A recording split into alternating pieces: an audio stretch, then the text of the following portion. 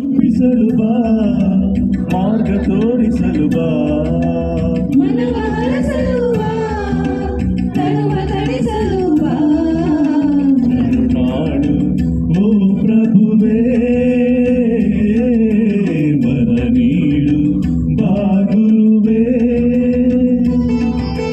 ಕರುಣಾಳು ಓ ಪ್ರಭುವೇ, ವರ ನೀಡು ಬಾ ಗುರುವೇ. ನಿನ್ನ ದರ್ಶನ ತೋರಿ ಕೃಪೆಯನ್ನು ಬೇಡಿ ಶರಣದಿ ನಿಂತಿರುವೆ. ನಿನ್ನ ದರ್ಶನ ಕೋರಿ ಕೃಪೆಯನ್ನು ಬೇಡಿ ಚರಣದಿ ನಿಂತಿರುವೆ. ಕರುಣಾಳು ಓ ಪ್ರಭುವೇ, ವರ ನೀಡು ಬಾ ಗುರುವೇ.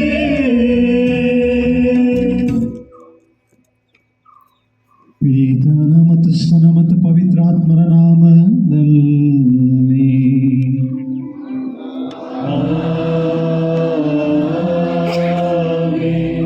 ನಮ್ಮ ಪ್ರಭು ಯೇಸು ಕ್ರಿಸ್ತರ ಕೃಪವರವು, ದೇವರ ಪ್ರೀತಿಯು, ಪವಿತ್ರಾತ್ಮರ ಅನ್ಯೋನ್ಯತೆಯು ನಿಮ್ಮೆಲ್ಲರೊಡನೆ ಇರಲಿ.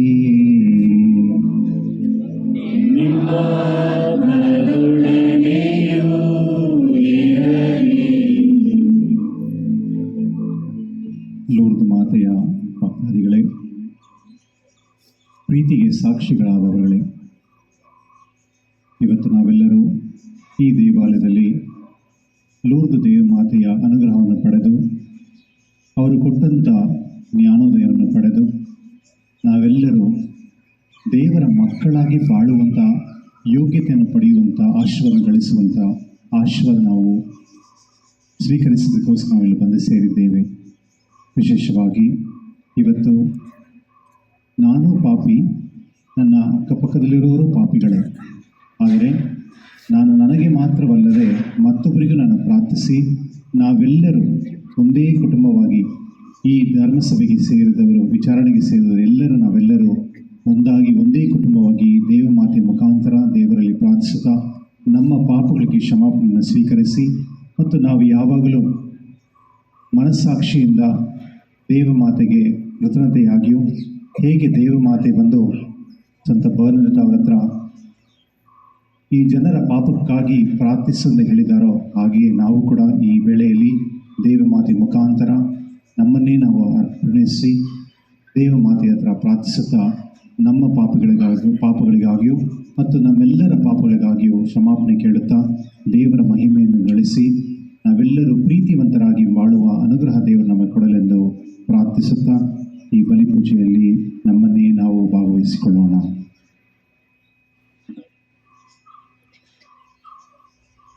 ಸರ್ವಶಕ್ತ ದೇವರಿಗೂ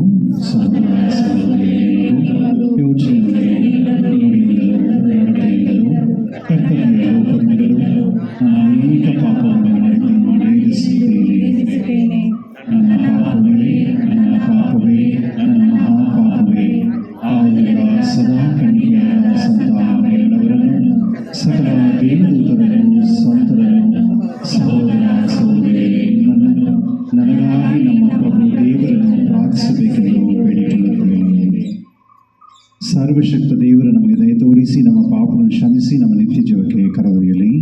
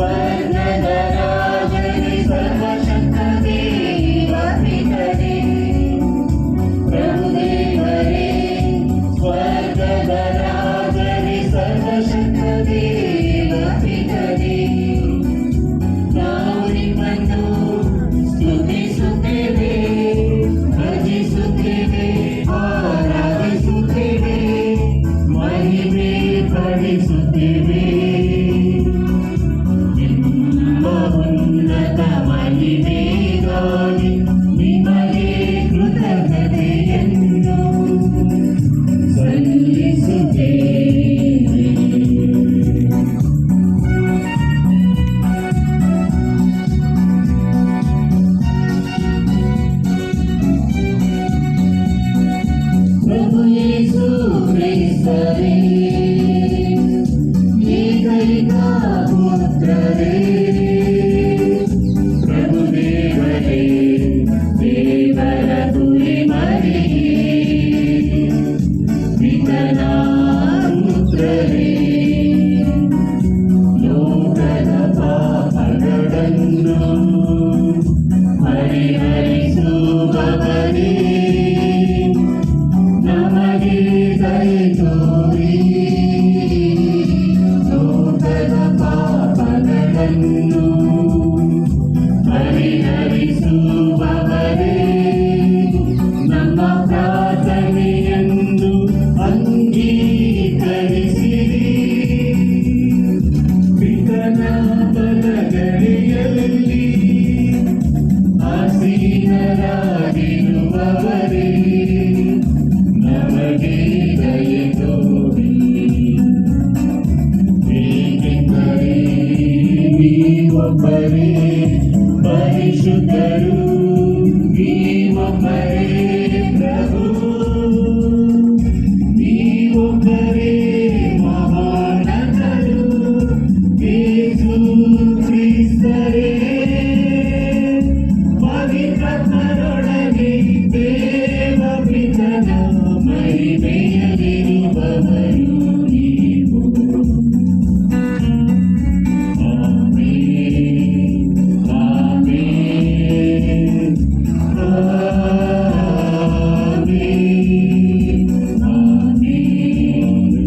ಆಮೆನ್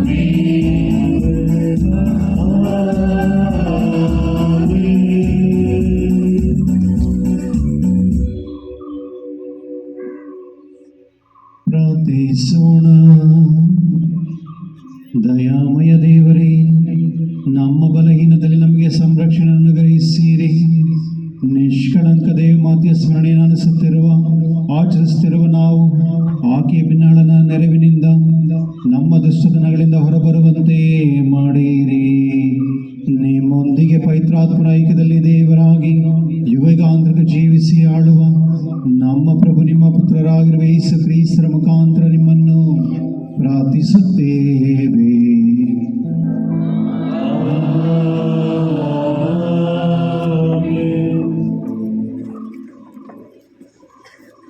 ಪ್ರವಾದಿ ಯಶನ ಗ್ರಂಥದಿಂದ ವಾಚನ.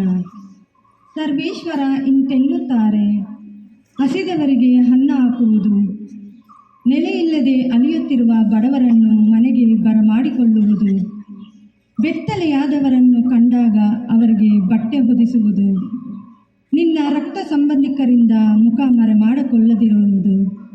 ಇದೇ ಅಲ್ಲವೇ ನನಗೆ ಇಷ್ಟಕರವಾದ ಉಪವಾಸ ವ್ರತ? ಇದನ್ನು ಆಚರಿಸುವಾಗ ನೀವು ಉದಯ ಕಾಲದ ಸೂರ್ಯನಂತೆ ಪ್ರಜ್ವಲಿಸುವಿರಿ. ಆರೋಗ್ಯ ಭಾಗ್ಯವು ನಿಮಗೆ ಬೇಗನೆ ದೊರಕುವುದು. ನಿಮ್ಮ ಸದಾಚಾರವೇ ನಿಮಗೆ ಮುಂಬಲವಾಗಿ ನಡೆಸುವುದು. ಸರ್ವೇಶ್ವರ ಸ್ವಾಮಿಯ ಮಹಿಮೆ ನಿಮಗೆ ಹಿಂಬಲವಾಗಿ ಇರುವುದು. ಆಗ ನೀವು ಪ್ರಾರ್ಥಿಸಿದರೆ ಆ ಸ್ವಾಮಿ ನಿಮಗೆ ಉತ್ತರಿಸುವರು. ಮೊರೆ ಇಟ್ಟು ಕರೆದರೆ ಇಗೋ ಆಲಿಸುತ್ತಿದ್ದೇನೆ ಎನ್ನುವರು. ನೀವು ದಬ್ಬಾಳಿಕೆ ನಡೆಸುವುದನ್ನು, ಇತರರನ್ನು ಜರಿಯುವುದನ್ನು, ಕೇಡನ್ನು ನುಡಿಯುವುದನ್ನು ನಿಮ್ಮ ನಡುವೆಯಿಂದ ತೊಲಗಿಸಿದರೆ ಹಾಗೂ ಹಸಿದವರಿಗೆ ಜೀವನಾಂಶವನ್ನು, ಬಡವರಿಗೆ ಅಗತ್ಯವಾದುದನ್ನು ನೀಡಿದರೆ ನಿಮ್ಮ ಜ್ಯೋತಿ ಕತ್ತಲಲ್ಲಿ ಬೆಳಗುವುದು, ಅಂಧಕಾರ ನೀಗಿ ಮಧ್ಯಾಹ್ನವಾಗುವುದು. ಪ್ರಭುವಿನ ವಾಕ್ಯ. ಶ್ಲೋಕ.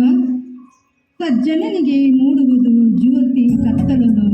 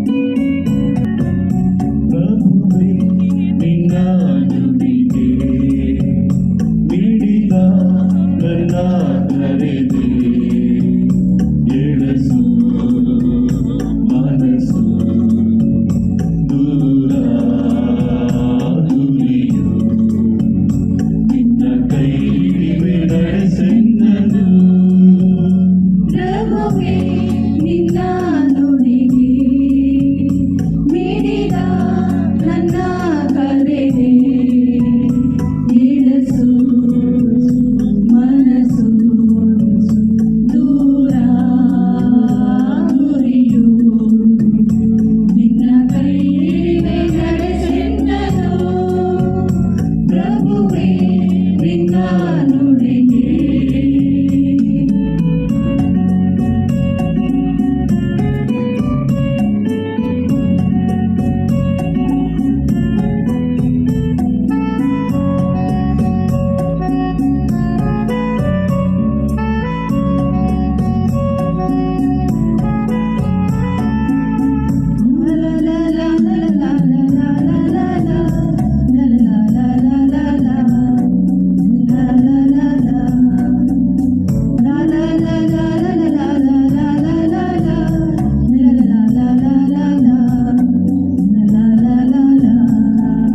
ನೂರಾರು ಜನರೊಳಗೆ ನಾ ಕಂಡೆನೆ ನಿನ್ನ ಅಂಗೈಯ ಕರದಲ್ಲಿ ನಾನಿದ್ದೇನೆ ಅಡುಗಲ್ಲಿ ನಾನಿರುವೆ ಬಾ ನಿನ್ನ ಭರವಸೆ ನನಗೀಯವ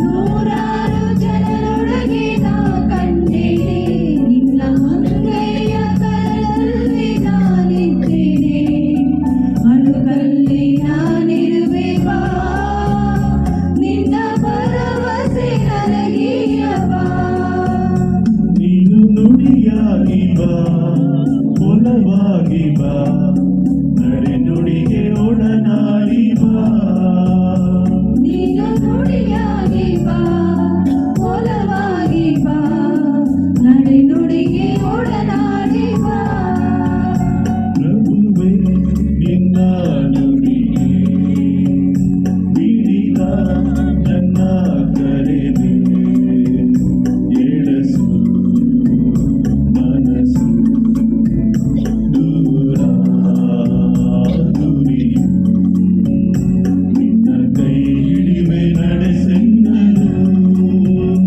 ಪ್ರಭುವೇ ನಿನ್ನ ನುಡಿಗೆ ಮಿಡಿದ ನನ್ನ ಕರೆದೆ ಎಳಸು ಮನಸ್ಸು ದೂರ ಗುರಿಯು ನಿನ್ನ ಕೈ ಹಿಡಿವೆ ನಡೆಸೆನ್ನನು ಪ್ರಭುವೇ ನಿನ್ನ ನುಡಿಗೆ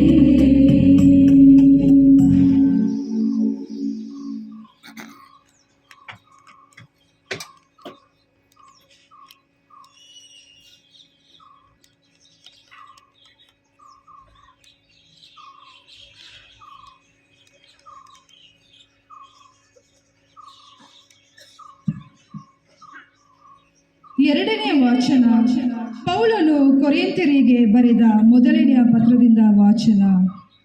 ಸಹೋದರರೇ, ದೇವರ ಸತ್ಯಾರ್ಥವನ್ನು ಸಾರಲು ನಿಮ್ಮಲ್ಲಿಗೆ ನಾನು ಬಂದಾಗ ವಾಕ್ಚಾತುರ್ಯವನ್ನಾಗಲಿ ಜ್ಞಾನ ಭಂಡಾರವನ್ನಾಗಲಿ ಪ್ರದರ್ಶಿಸುತ್ತಾ ಬರಲಿಲ್ಲ. ನಾನು ನಿಮ್ಮೊಡನೆ ಇದ್ದಾಗ ಯೇಸು ಕ್ರಿಸ್ತರನ್ನು, ಅದು ಶಿಲುಬೆಗೇರಿಸಲಾದ ಯೇಸುವನ್ನು ಹೊರತು ಬೇರೆ ಯಾವುದನ್ನು ಅರಿಯಲು ಆಶಿಸಲಿಲ್ಲ. ಈ ಕಾರಣ ನಾನು ನಿಮ್ಮ ನಡುವೆ ದುರ್ಬಲನೂ ಭಯಭೀತಿನೂ ಆಗಿದ್ದೆ. ನನ್ನ ಬೋಧನೆ ಹಾಗೂ ಮಾತುಕತೆ ಕೇವಲ ಬುದ್ಧಿವಂತಿಕೆಯಿಂದಾಗಲಿ ಮಾತಿನ ಚಮತ್ಕಾರದಿಂದಾಗಲಿ ಕೂಡಿರಲಿಲ್ಲ. ಅದಕ್ಕೆ ಬದಲಾಗಿ ದೇವರ ಆತ್ಮವನ್ನು, ಅವರ ಶಕ್ತಿಯನ್ನು ಸಮರ್ಥಿಸುತ್ತಿದ್ದವು. ಅಂತೆಯೇ ನಿಮ್ಮ ವಿಶ್ವಾಸವು ಮನುಷ್ಯ ಜ್ಞಾನವನ್ನು ಆಧರಿಸದೆ ದೇವರ ಶಕ್ತಿಯನ್ನು ಆಧರಿಸಬೇಕೆಂಬುದೇ ನನ್ನ ಉದ್ದೇಶವಾಗಿತ್ತು. ಪ್ರಭುವಿನ ವಾಕ್ಯವಿದು.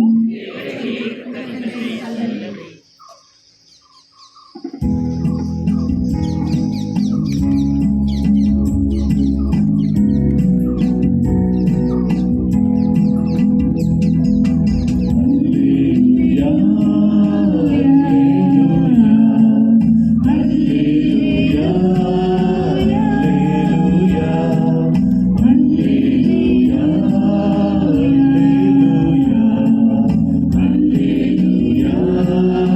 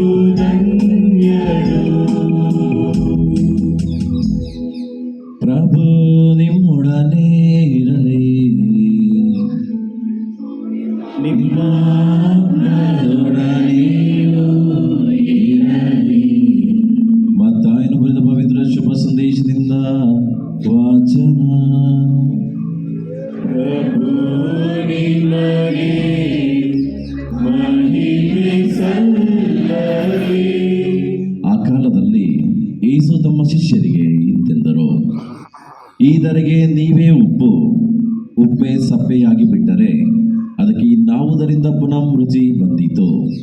ಇನ್ನು ಅದು ಕೆಲಸಕ್ಕೆ ಬಾರದ ವಸ್ತು.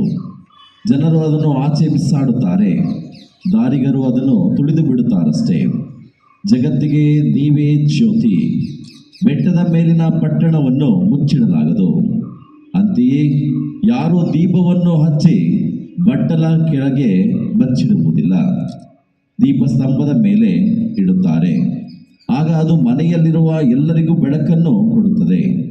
ಅದೇ ರೀತಿ ನಿಮ್ಮ ಜ್ಯೋತಿ ಜನರ ಮುಂದೆ ಬೆಳಗಲಿ. ಹೀಗೆ ಅವರು ನಿಮ್ಮ ಸತ್ಕಾರ್ಯಗಳನ್ನು ಕಂಡು ಸ್ವರ್ಗದಲ್ಲಿರುವ ನಿಮ್ಮ ತಂದೆಯನ್ನು ಕೊಂಡಾಡಲಿ ಎಂದರು. ಪ್ರಭುವಿನ ಶುಭ ಸಂದೇಶ.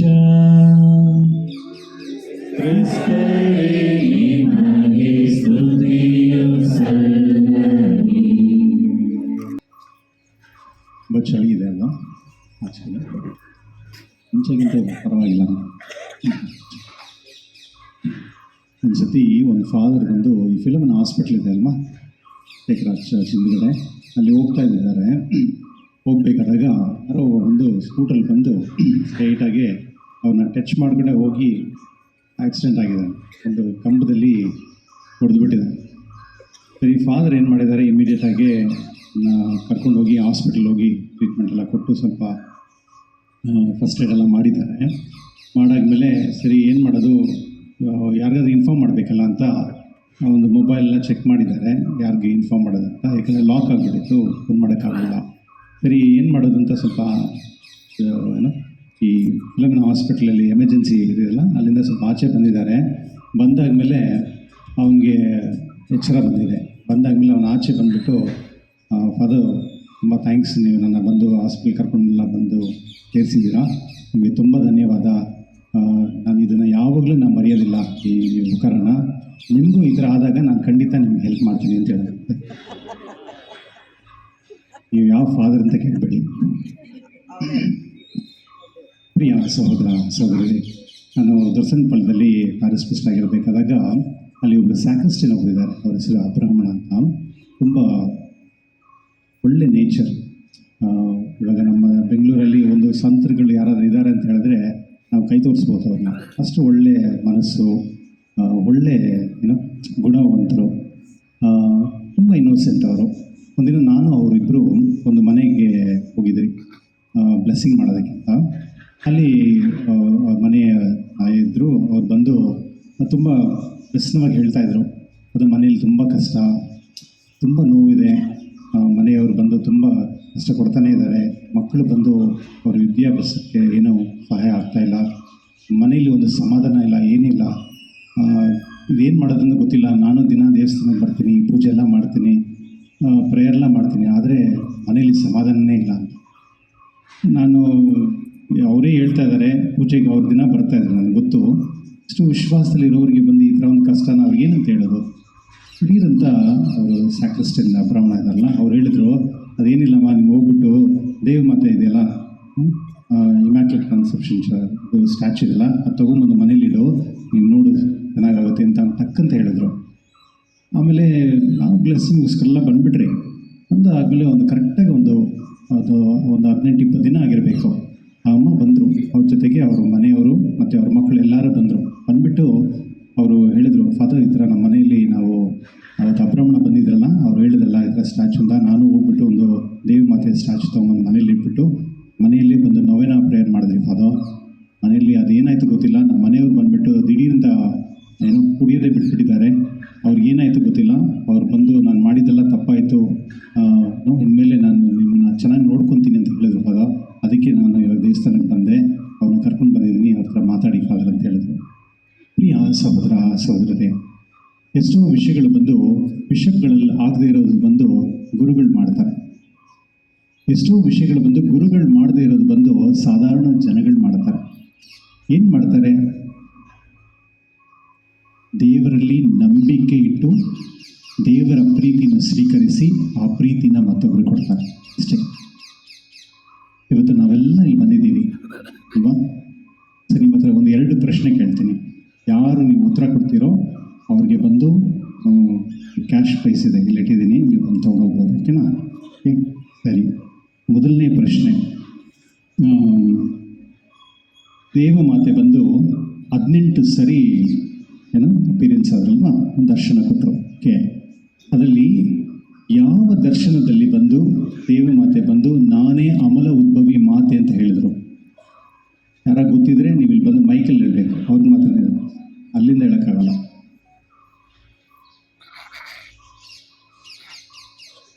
ಅರೆ ಇಲ್ವಾ? ಇಲ್ಲ, ನಮ್ಮ ಪ್ಯಾರಿಶ್ ಅವ್ರಿಗಲ್ಲ, ಈ ಪ್ಯಾರಿಶ್ ಅವ್ರಿಗೆ ಮಾತ್ರ. 18 ಸತಿ ದೇವಮಾತೆ ಬಂದು, ಲೂರ್ದ್ ಮಾತೆ ಬಂದು ಬರ್ನಡೆಟ್ ಅವರಿಗೆ ದರ್ಶನ ಕೊಟ್ಟರು. ಅದರಲ್ಲಿ ಎಷ್ಟನೇ ದರ್ಶನ ಬಂದ್ಬಿಟ್ಟು ದೇವಮಾತೆ ನಾನೇ ಅಮಲ ಉದ್ಭವಿ ಮಾತೆ ಅಂತ ಹೇಳಿದ್ರು? ಸಿಂಪಲ್. ಸರಿ, ನೀವು ಹೇಳ್ತಾ ಇದ್ದಿದ್ದರಿಂದ ಇದು ನನಗೆ, ಓಕೆನಾ? ಯಾಕಂದರೆ ನಾನೇ ಹೇಳ್ಬಿಡ್ತೀನಿ, ಓಕೆನಾ? 16ನೇ ಸಾರಿ ದೇವಮಾತೆ ಬಂದ್ಬಿಟ್ಟು ಆ ಚಿಕ್ಕ ಮಗಳ ಹತ್ರ ಅವ್ರು ಕೇಳ್ತಾರೆ, ನೀವು ಯಾರು ಅಂತ ಪ್ಯಾರಿಸ್ಟಿಸ್ಟ್ ಬಂದು ಹೇಳಿ ಕಳಿಸಿದ್ದಾರೆ, ಅದರಿಂದ ನೀವು ಯಾರು ಅಂತ ಹೇಳಿ ಅಂತ ಹೇಳಿದಾಗ 16ನೇ ಸಾರಿ ದೇವಮಾತೆ ಹೇಳ್ತಾರೆ ನಾನೇ ಅಮಲ ಉದ್ಭವಿ ಮಾತೆ ಅಂತ. ಇದು ನನಗೆ ಗೊತ್ತಿದ್ರೆ ಪರವಾಗಿಲ್ಲ, ಕೊಯರಲ್ಲಿರೋರಿಗೆ ನಿಮ್ಮ ಖಂಡಿತ ಗೊತ್ತಿರಬೇಕು, ಓಕೆನಾ? ಸರಿ, ನೆಕ್ಸ್ಟ್ ಟೈಮ್ ಕ್ಯಾಟಿಸಮ್ ಕ್ಲಾಸ್ ಹೋಗ್ಬೇಕು ನೀವು. ಪ್ರಿಯ ಸಹೋದರ ಸಹೋದರರೇ, ಇನ್ನೊಂದು ಪ್ರಶ್ನೆ, ದೇವಮಾತೆನ ಬಂದ್ಬಿಟ್ಟು ಧರ್ಮಸಭೆ ಬಂದು 4 ಹೆಸರಲ್ಲಿ ಟೈಟಲಲ್ಲಿ ಕರೀತಾರೆ, ಡಾಗ್ಮಾ ಅಂತ ಹೇಳ್ತಾರೆ, ಓಕೆನಾ? ಅದು ಬಂದು ಸಿದ್ಧಾಂತ ಅಂತ ಹೇಳ್ತೀವಿ. 4 ಹೆಸರಲ್ಲಿ ದೇವಮಾತೆನ ಕರೀತಾರೆ. ಬೆಲ್ಲಗಣಿ ಮದ, ಪುಣ್ಯ ಮದ ಅದಲ್ಲ, ಅದು ಬೇರೆ. ಓಕೆ, ಅದು ಬಂದು ಹೆಸರುಗಳು, ಇದರಲ್ಲಿ ದೇವಮಾತೆ. ಆದರೆ ಧರ್ಮಸಭೆಯಲ್ಲಿ 4 ಹೆಸರಲ್ಲಿ ದೇವಮಾತೆನ ಕರೀತಾರೆ. ಯಾರಿಗದು ಗೊತ್ತಾ? 4 ಹೆಸರುಗಳು ನೋಡಿ, ಕ್ಯಾಶ್ ಪ್ರೈಸಲ್ಲೇ ಇಟ್ಟಿದ್ದೀನಿ. ಯಾರಾದರೂ ಅಟ್ಲೀಸ್ಟ್ ಟ್ರೈ ಮಾಡ್ಬೋದು. ಇಂಗ್ಲೀಷಲ್ಲಿ ಹೇಳಿದ್ರು ಪರವಾಗಿಲ್ಲ, ಕನ್ನಡದಲ್ಲಿ ಹೇಳಿದ್ರೆ ಚೆನ್ನಾಗಿರುತ್ತೆ. ಒಂದು ವೇಳೆ ಇಲ್ಲ ಇಂಗ್ಲೀಷಲ್ಲಿ ಹೇಳಿದ್ರೆ ಹೇಳ್ಬೋದು. ಗೊತ್ತಿಲ್ಲ? ಕೊಯರ್ ಡಿಸ್ಕಷನ್ ಮಾಡ್ತಾ ಇದ್ದೀರಾ? ಓಕೆ, ನೀವು ಹಾಡೋ ಹಾಡುಗಳಲ್ಲೇ ಇದೆ ಅಲ್ಲ, ತುಂಬ ಸಿಂಪಲ್. ಸರಿ ಇರಲಿ, ಸರಿ, ನೀವು ತಂದಿದ್ದು ನನಗೇನೆ. ಓಕೆ, ಆಮೇಲೆ ಬೇರೆ ಪ್ರಶ್ನೆ ಕೇಳ್ತೀನಿ, ಈಸಿಯಾಗಿರೋದು. ಓಕೆ, ಮೊದಲನೇದು ಬಂದ್ಬಿಟ್ಟು ದೇವತಾಯಿ, ದೇವರ ತಾಯಿ. ಇದೆಲ್ಲರಿಗೂ ಗೊತ್ತಿರೋ ವಿಷಯನೇ ಅಲ್ವಾ? ದೇವಮಾತೆ ಅಂತ ಹೇಳ್ತೀವಲ್ಲ, ದೇವರ ತಾಯಿ ಫಸ್ಟು. ಎರಡನೇದು ಬಂದು ನಿತ್ಯ ಕನ್ಯೆ, ನಿತ್ಯ ಕನ್ಯೆ. ದೇವಮಾತೆ ಬಂದು ಅವ್ರಿಗೆ ಬಂದು ಜನ್ಮ ಪಾಪ ಇಲ್ಲದೆ ಇರೋದ್ರಿಂದ ಅವ್ರು ಯಾವಾಗಲೂ ಶಾಶ್ವತವಾದ ಕನ್ಯೆಯಾಗಿದ್ದಾರೆ. ಮೂರನೇದು, ಇವತ್ತು ನಾನು ರೀಸೆಂಟಾಗಿ ಹೇಳಿದ್ನಲ್ಲ, ಜಸ್ಟ್ ಹೇಳಿದ್ನಲ್ಲ,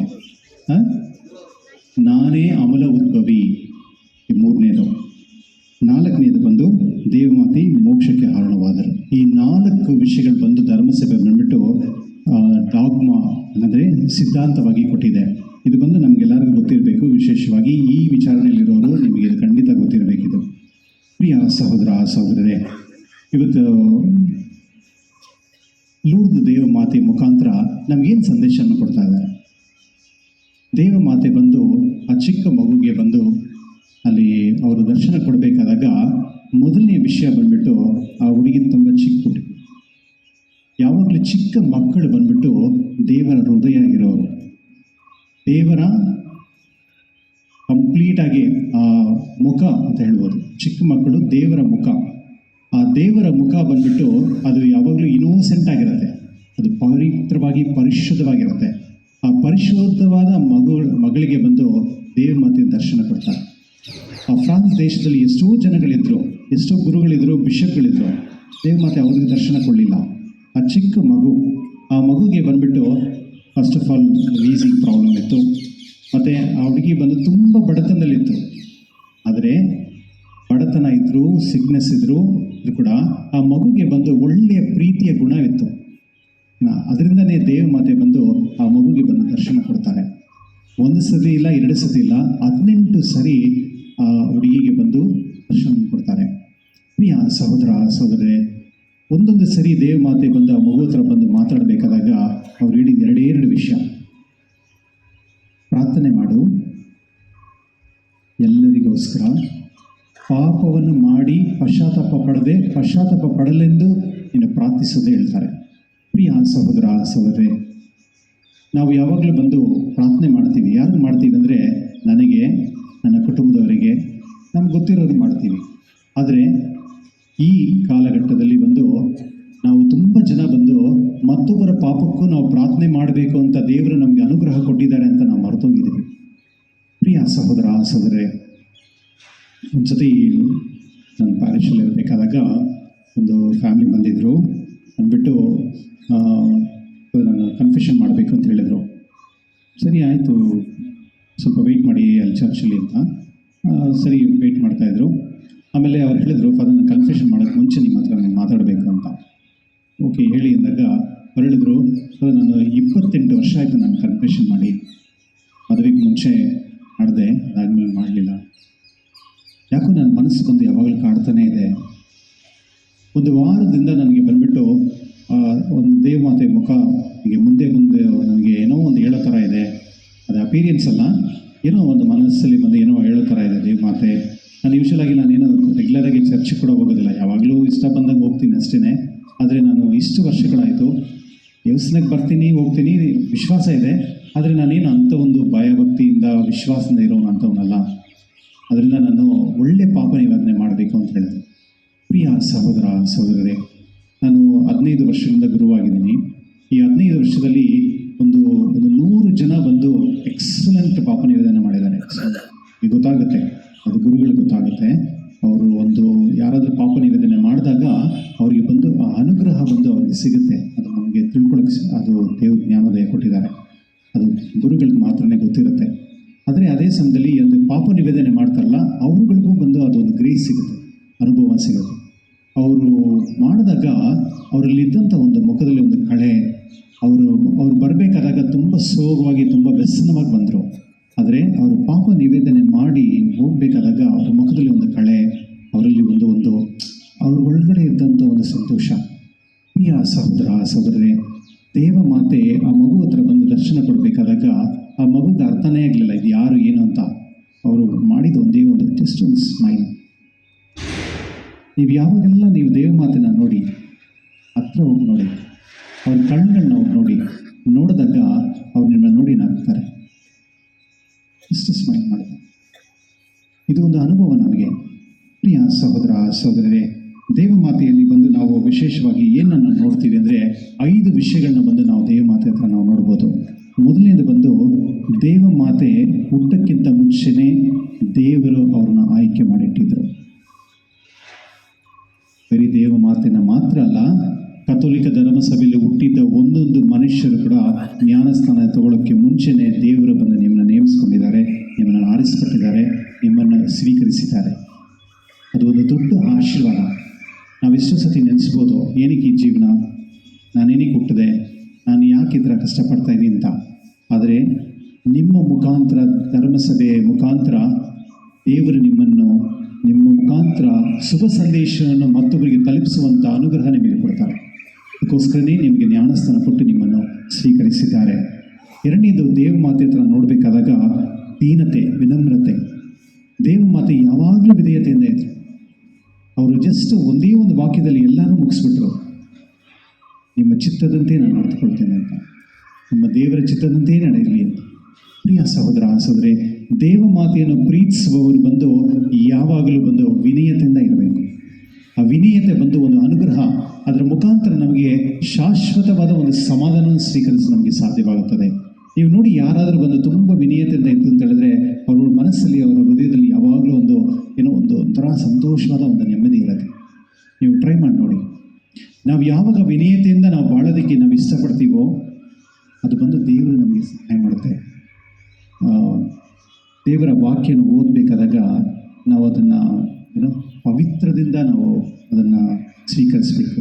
ಒಂದು ಪ್ರೀತಿಯಿಂದ ನಾವು ಅದನ್ನು ಸ್ವೀಕರಿಸ್ಕೊಬೇಕು.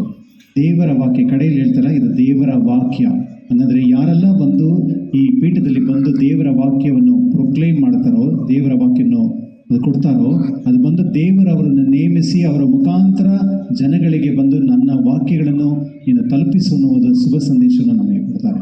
ಅದಕ್ಕೆ ನಾವು ಯಾವಾಗಲೂ ರೀಡಿಂಗ್ ಬರಬೇಕಾದಾಗ ಸ್ವಲ್ಪ ಪ್ರಿಪೇರ್ ಆಗಿ ಸಮಾಧಾನದಿಂದ ಸಂತೋಷದಿಂದ ಪ್ರಾರ್ಥನೆ ಮಾಡಿ ನಾವು ಬರಬೇಕು. ಯಾಕಂದರೆ ಅದು ಮುಖಾಂತರನೇ ದೇವರು ನಮ್ಮ ಹತ್ರ ಮಾತಾಡ್ತಾರೆ. ವಿನೀಯತೆ ಇರುವವರು ಯಾವಾಗಲೂ ಬಂದು ಈ ಜ್ಞಾನವನ್ನು ಪಡೆದಿರ್ತಾರೆ. ಮೂರನೇದಾಗಿ ನಾವು ನೋಡಬೇಕಾದಾಗ ದೇವಮಾತೆ ಯೇಸು ಸ್ವಾಮಿಯನ್ನು ಸ್ವೀಕರಿಸೋಕ್ಕೆ ಮುಂಚೆ ದೇವದೂತರು ಏನೆಲ್ಲ ಅವರಿಗೆ ಹೇಳಿದ್ರೋ ಅದೆಲ್ಲ ಅನುಸರಿಸಿಕೊಂಡು ಬಂದರು. ದೇವರ ತಾಯಿ ಅಷ್ಟೊಂದು ಮಹಿಮೆ ಇರುವವರು, ಅಷ್ಟೊಂದು ಜ್ಞಾನೋದಯ ಪಡೆದವರು, ಅವರು ಎಲ್ಲನೂ ಬಂದುಬಿಟ್ಟು ತನಗಾಗಿ ಅವ್ರು ಯಾವುದನ್ನು ಸ್ವೀಕರಿಸ್ಕೊಳ್ಳಿಲ್ಲ. ಅವ್ರ ಮನೇಲಿ ಕಷ್ಟ ಆಯಿತು, ಮನೇಲಿ ಊಟ ಇರಲಿಲ್ಲ, ಮನೇನೂ ಇರಲಿಲ್ಲ, ಸಂತ ಜೋಸೆಫರಿಗೆ ಸರಿಯಾದ ಕೆಲಸ ಇರಲಿಲ್ಲ.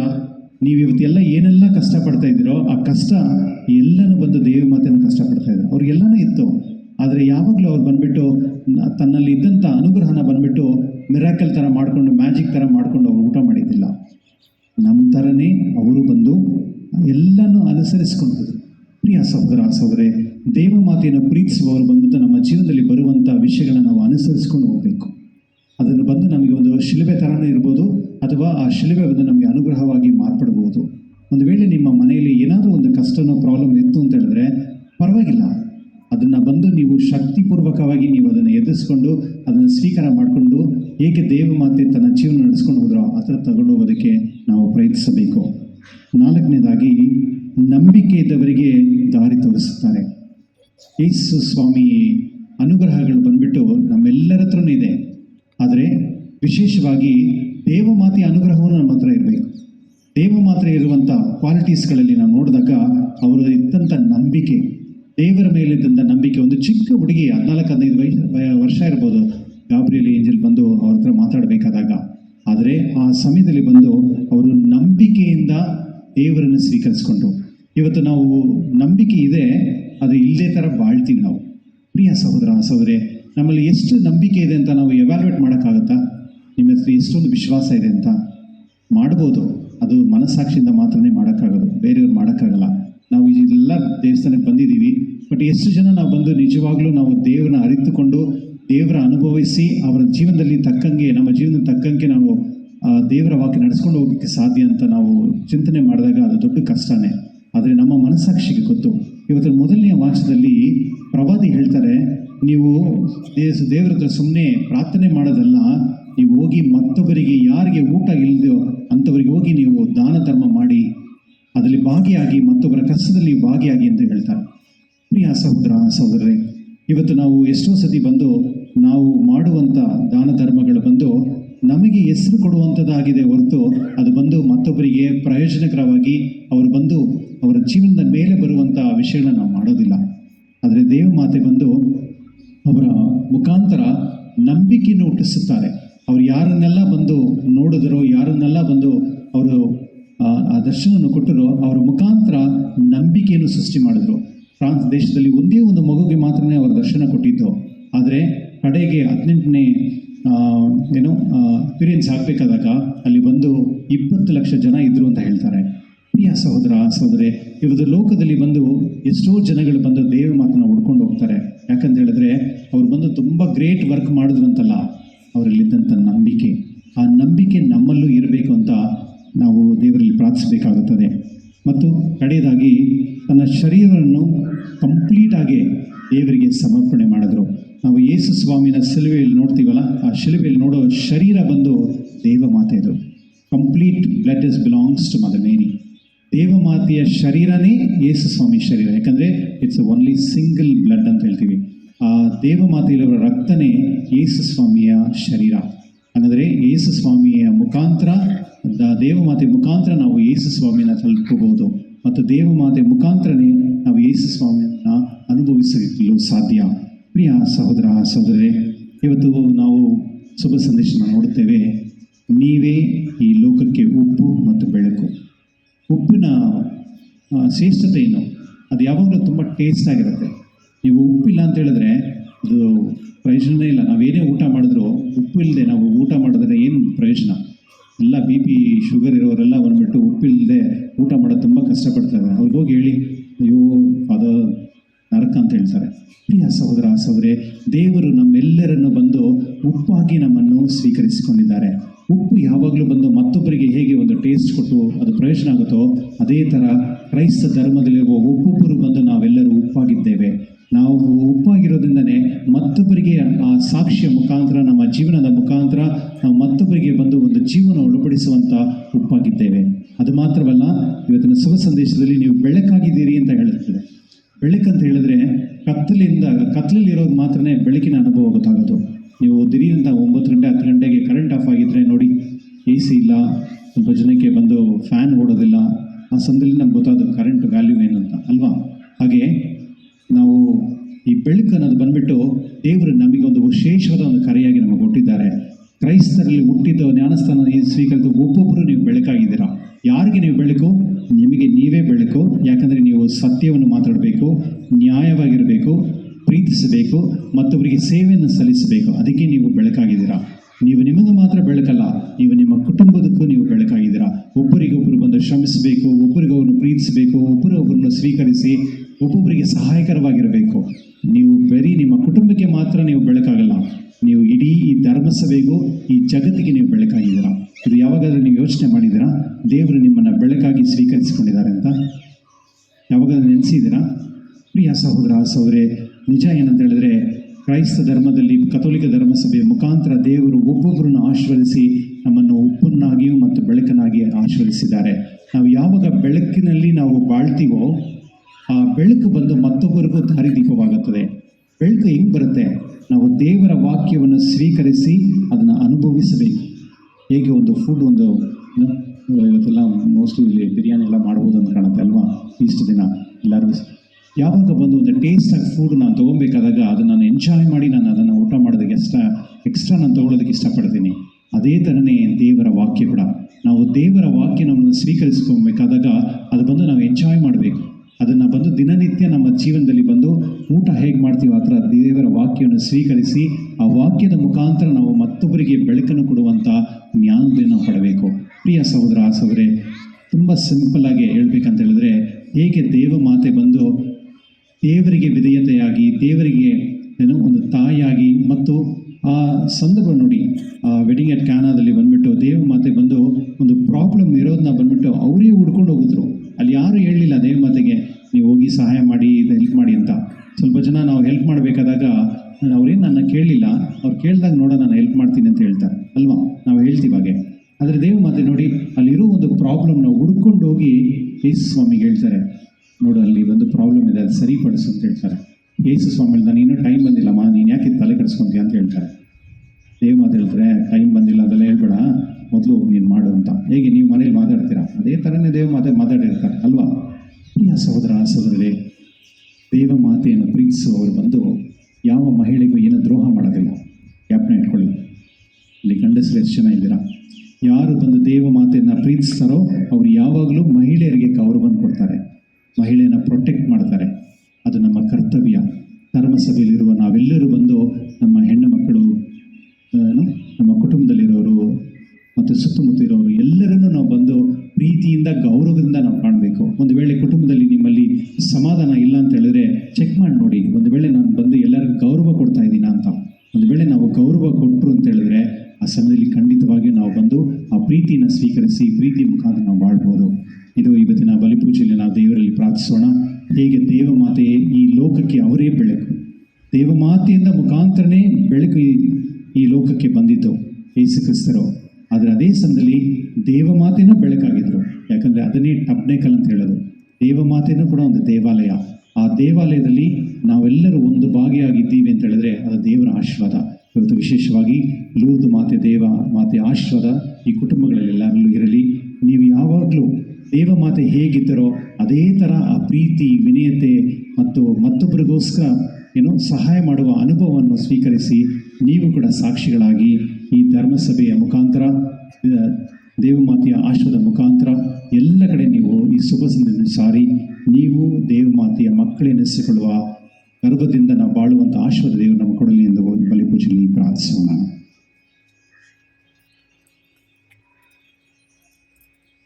ನೋಡೋಣ. ವಿಶ್ವಾಸ ಪರಲೋಕವನ್ನು ಸೃಷ್ಟಿಸಿದ ಅವರ ಏಕಮೇಕ ಪುತ್ರರು ನಮ್ಮ ಪ್ರಭುವಾದ ವಿಶ್ವಾಸಿಸುತ್ತೇನೆ. ಇವರು ಪವಿತ್ರಾತ್ಮರಿಂದ ಗರ್ಭಧರಿಸಿದ ಕನ್ಯಾ ಮರಿಯಮ್ಮನವರಲ್ಲಿ ಜನಿಸಿದರು. ಪೂಜ್ಯರಾತನ ಅಧಿಕಾರದಲ್ಲಿ ಯಾತನೆಯನ್ನು ಅನುಭವಿಸಿ ಶಿಲುಬೆಗೇರಿಸಲ್ಪಟ್ಟು ಮೃತರಾಗಿ ಸಮಾಧಿ ಮಾಡಲ್ಪಟ್ಟರು. ಪಾತಾಳಕ್ಕೆ ಇಳಿದು ಮೂರನೆಯ ದಿನ ಮೃತರ ಮಧ್ಯದಿಂದ ಪುನರ್ಜೀವಿತರಾಗಿ ಎದ್ದರು. ಸ್ವರ್ಗಕ್ಕೆ ಏರಿ ಸರ್ವಶಕ್ತ ದೇವಪಿತನ ಬಲಗಡೆಯಲ್ಲಿ ಆಸೀನರಾಗಿದ್ದಾರೆ. ಅಲ್ಲಿಂದ ಜೀವಿತರಿಗೂ ಮೃತರಿಗೂ ತೀರ್ಪು ಕೊಡಲು ಬರುವರು. ಪವಿತ್ರಾತ್ಮರನ್ನು ವಿಶ್ವಾಸಿಸುತ್ತೇನೆ.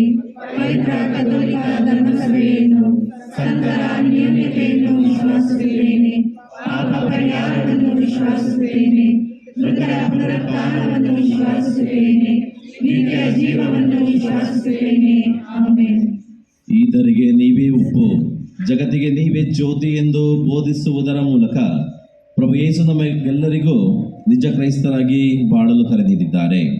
ಅದರಂತೆ ಪ್ರತಿಯೊಬ್ಬರ ಕ್ರೈಸ್ತ ಬಾಳಿನ ಪಯಣದಲ್ಲಿ ಪ್ರಾಮಾಣಿಕತೆಯಿಂದ, ವಿಶ್ವಾಸದಿಂದ ಮತ್ತು ವಿಧೇಯತೆಯಿಂದ ನಡೆದು ಕ್ರಿಸ್ತರಿಗೆ ಸಾಕ್ಷಿಗಾಗಿ ಜೀವಿಸಬೇಕಾದ ವರದಾನಗಳಿಗಾಗಿ ಪ್ರಾರ್ಥಿಸೋಣ.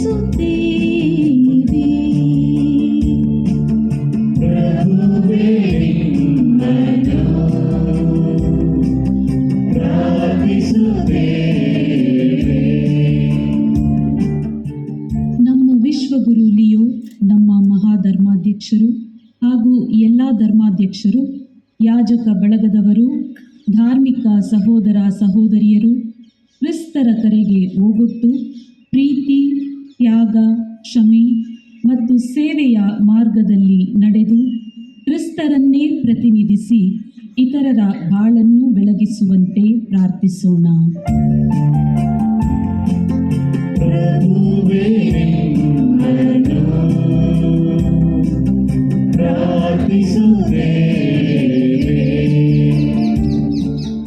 ಕ್ರೈಸ್ತ ಕುಟುಂಬದಲ್ಲಿ ಕಂಡುಬರುವ ಅವಿಶ್ವಾಸ, ಅಪನಂಬಿಕೆ, ಭಿನ್ನಾಭಿಪ್ರಾಯ, ಸಂಕಟಗಳನ್ನು ನಿವಾರಿಸಿ ಶಾಂತಿ, ಸಮಾಧಾನ, ಸಂತೋಷ ಎಂಬ ಬೆಳಕು ನಿತ್ಯವೂ ಹರಿಯುವಂತೆ ಪ್ರಾರ್ಥಿಸೋಣ.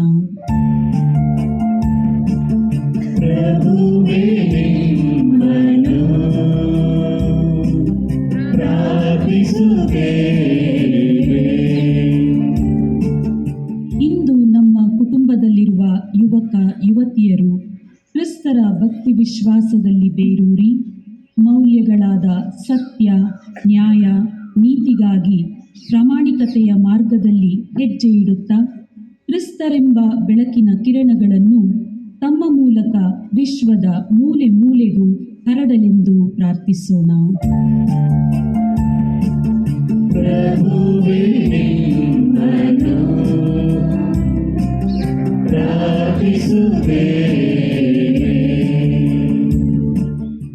ಈ ಜಗತ್ತಿನ ಸುತ್ತಮುತ್ತಲೂ ಆವರಿಸಿಕೊಂಡಿರುವ ಅಹಂಕಾರ, ಭ್ರಷ್ಟಾಚಾರ, ಶೋಷಣೆ ಎಂಬ ಕತ್ತಲನ್ನು ಹೋಗಲಾಡಿಸಲು ದೇವರು ತಮ್ಮ ಸೇವಕರನ್ನು ವಿಶ್ವದ ಎಲ್ಲೆಡೆಗೂ ಕಳುಹಿಸಿ ತಮ್ಮ ಮೌಲ್ಯಗಳ ಮೂಲಕ ಶಾಂತಿ, ಸಮಾಧಾನವ ನೀಡಲೆಂದು ಪ್ರಾರ್ಥಿಸೋಣ.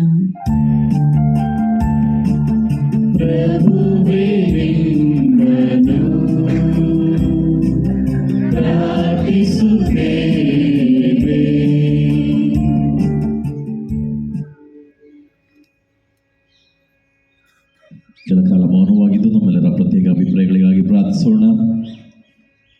ಇವತ್ತು ದಿವ್ಯ ಬಲಿ ಪೂಜೆಯಲ್ಲಿ ಭಾಗವಹಿಸುತ್ತಿರುವ ನಿಮ್ಮೆಲ್ಲರ ಅಭಿಪ್ರಾಯಗಳನ್ನು ಲೂರ್ದು ಮಾತೆಯ ಮಡಿಲಲ್ಲಿ ಹಾಕುತ್ತಾ ನಿಮ್ಮೆಲ್ಲರ ಪ್ರಾರ್ಥನೆಗಳನ್ನು ಮಾತೆ ಮರಿಯಮ್ಮನವರು ಆಲಿಸಿ ನಿಮಗೆ ಬೇಕಾಗಿರುವಂಥ ವರದಾನಗಳನ್ನು ಕರುಣಿಸಲಿ ಎಂದು ನಾವೆಲ್ಲರೂ ವಿಶ್ವಾಸದಿಂದ ಪ್ರಾರ್ಥಿಸೋಣ. ತಂದೆಯಾದ ದೇವರೇ, ನಿಮ್ಮ ಪ್ರೀತಿಯ ಮಕ್ಕಳು ಮಾಡಿದ ಈ ಪ್ರಾರ್ಥನೆಗಳನ್ನು ಕರುಣೆಯಿಂದ ಆಲಿಸಿರಿ. ನಾವು ಪ್ರತಿಯೊಬ್ಬರು ಪ್ರಾರ್ಥನೆಯಲ್ಲಿ ನಿಮ್ಮ ಚಿತ್ತವನ್ನು ಅರಿತು ವಿಶ್ವಾಸದಲ್ಲಿ, ವಿಧೇಯತೆಯಲ್ಲಿ ಮತ್ತು ಪ್ರಾಮಾಣಿಕತೆಯಲ್ಲಿ ಜೀವಿಸಲು ಅಗತ್ಯವಾದ ಎಲ್ಲವನ್ನೂ ಅನುಗ್ರಹಿಸಿರಿ, ಆಶೀರ್ವದಿಸಿರಿ. ನಾ ಪ್ರಭು ಯೇಸು ಕ್ರಿಸ್ತರ ಮುಖಾಂತರ ನಿಮ್ಮನ್ನು ಪ್ರಾರ್ಥಿಸುತ್ತೇವೆ. ಆಮೆನ್.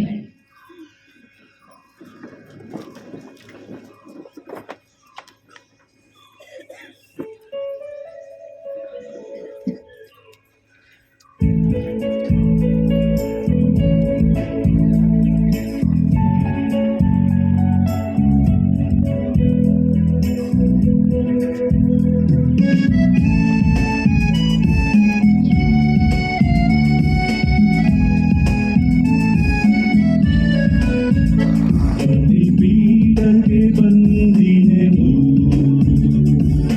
ಕಾಣಿಕೆ ತಂದಿದೆವು. ಬಲಿಪೀಠಕ್ಕೆ ಬಂದಿದೆವು,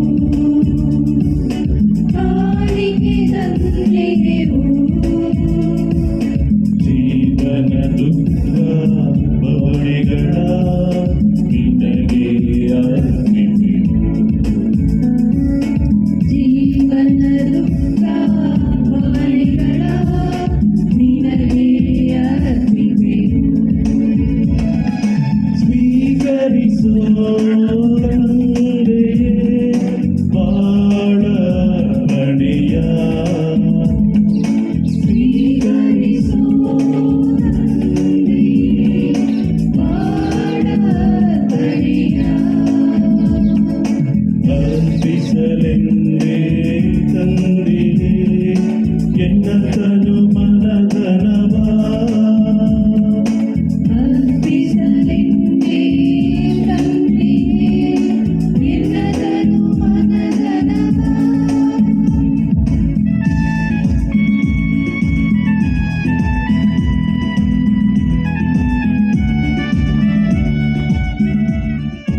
ಸಹೋದರ ಸಹೋದರಿ, ನಮ್ಮ ಬಲಿಯು ಸರ್ವಶಕ್ತ ಪಿತನಾದ ದೇವರಿಗೆ ಅಂಗೀಕೃತವಾಗಿರುವಂತೆ ಪ್ರಾರ್ಥಿಸಿರಿ.